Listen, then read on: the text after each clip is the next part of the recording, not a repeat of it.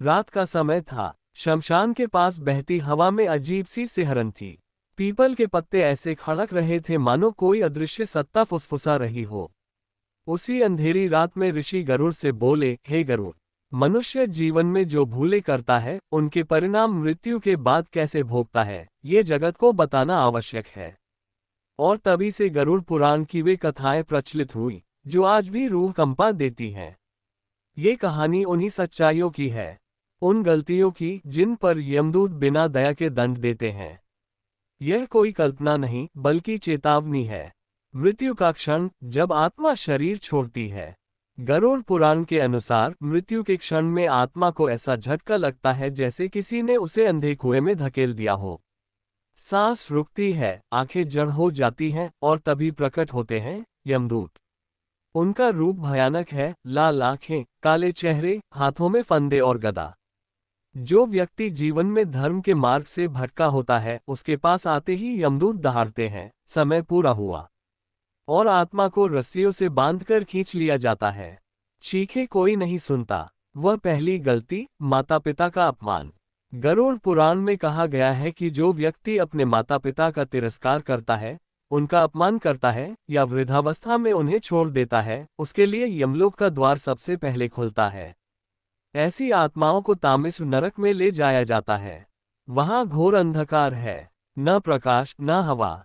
यमदूत उन्हें बार बार गिराते हैं, उठाते हैं और कहते हैं, जिन्होंने तुम्हें जन्म दिया उन्हें अंधेरे में छोड़ा, अब यही अंधेरा तुम्हारा भाग्य है। दूसरी गलती, झूठ, छल और धोखा। जो व्यक्ति जीवन भर झूठ बोलता है, व्यापार में धोखा देता है, किसी की मजबूरी का फायदा उठाता है, उसकी जीभ सबसे पहले सजा पाती है। गरुड़ पुराण बताता है कि ऐसे पापी को रौरव नरक में डाला जाता है। वहां जलते हुए कांटे बिछे होते हैं। यमदूत पूछते हैं, किस किस को ठगा, और हर झूठ पर एक कांटा शरीर में गड़ा दिया जाता है। चीखें गूंजती हैं पर कोई सुनने वाला नहीं। तीसरी गलती, स्त्री का अपमान।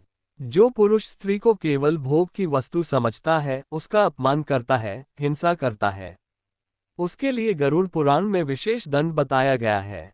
ऐसी आत्मा को कुंभीपाक नरक में ले जाया जाता है, जहां खौलते तेल के कड़ाहों में उसे डाला जाता है। यमदूत कहते हैं, जिसने दूसरों की मर्यादा जलाए अब स्वयं जल। चौथी गलती, भोजन का अपमान। गरुड़ पुराण कहता है, अन्न ब्रह्म है। फिर भी जो व्यक्ति भोजन बर्बाद करता है, भूखे को देखकर भी नहीं खिलाता या अपवित्र अन्न खाता है, वह गंभीर पाप करता है। ऐसे पापी को अन्नदाह नरक में भेजा जाता है। वहां सामने भोजन रखा होता है, लेकिन जैसे ही आत्मा उसे छूती है वह आग बन जाता है। भूख जलती रहती है पर तृप्ति कभी नहीं मिलती। पांचवी गलती, परस्त्री पर पुरुष गमन। गरुड़ पुराण में ये पाप अत्यंत घोर माना गया है। जो व्यक्ति विवाह के बंधन को तोड़ता है, किसी और के विश्वास से खेलता है, उसकी आत्मा चैन नहीं पाती।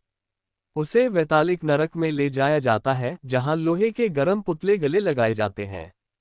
यमदूत हंसते हैं, जिसने गलत आलिंगन किया अब यही आलिंगन तेरा दंड है। मृत्यु के बाद 13 दिन की पीड़ा। गरुड़ पुराण के अनुसार मृत्यु के बाद 13 दिन तक आत्मा घर के आसपास भटकती है।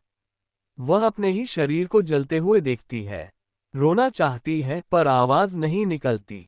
यदि परिवार श्राद्ध और पिंडदान ठीक से नहीं करता तो आत्मा की पीड़ा और बढ़ जाती है।